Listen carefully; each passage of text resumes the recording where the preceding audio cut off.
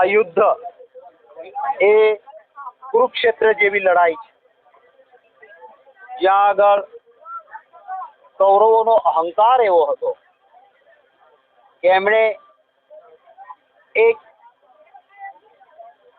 નારી તું નારાયણી કહેવાય એ વસ્તુને ભૂલી પહેલા સન્માનને ઠેસ પહોંચે એવું કૃત્ય કર્યું અને એ પછી અહંકાર રાખ્યો ત્યારે સામા પક્ષે વિષ્ટિકારોએ વિદુરજી હોય કે ભગવાન શ્રી કૃષ્ણે રસ્તો કાઢીને 5 ગામ માંગ્યા તો એ પણ નહીં આપ્યા. પછી મહાભારત થયું, કુરુક્ષેત્રની લડાઈ.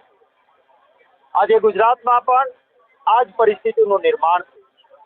દેશની માતાઓ બહેનો દીકરીઓ માટે બિલકુલ હલકી કક્ષાની ટિપ્પણી થઈ અને એ પછી આ પસ્તાવો વિપુલ ઝરણું સ્વર્ગથી પાપી તેમાં ડૂબકી પુણ્યશાળી બને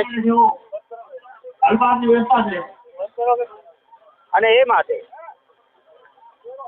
જે માંગ હતી કોઈ એક જ્ઞાતિ નહીં, રાજા મહારાજાઓમાં બહુ જ બહુધા જ્ઞાતિઓ આવતી હતી. તમામ સમાજોનો એક ભાવ પણ હતો કે ભૂતકાળમાં જે રાજા મહારાજાઓ હતા એમણે એક ઈશ્વરીય ભાવના સાથે કામ કર્યું હતું. એટલે આ સંજોગોમાં બધાની માંગ હતી કે માત્ર ઉમેદવારને ભારતીય જનતા પાર્ટી બદલી નાખે, કારણ કે એમણે માફી પણ અહંકાર બતાવ્યો કે હું ક્યારેય માફી માંગતો નથી, મારા પક્ષને નુકસાન જાય એટલે હું કહું, આ કોઈ માફી ના કહેવાય.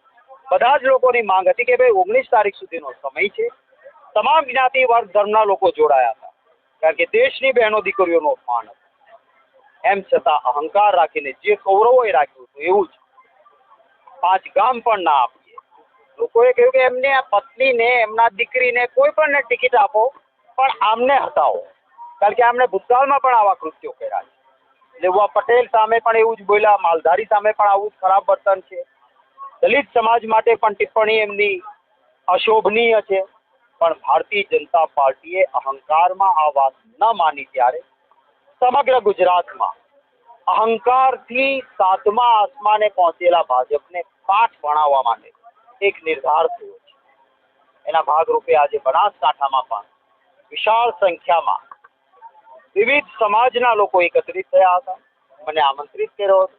અમારા ઉમેદવાર ગેનીબેનને પણ અહીં બોલાવીને એક દીકરી તરીકે સ્વીકારીને એમને ચુંદડી ઓઢાડીને સૌએ સમર્થનની ખાતરી આપી છે.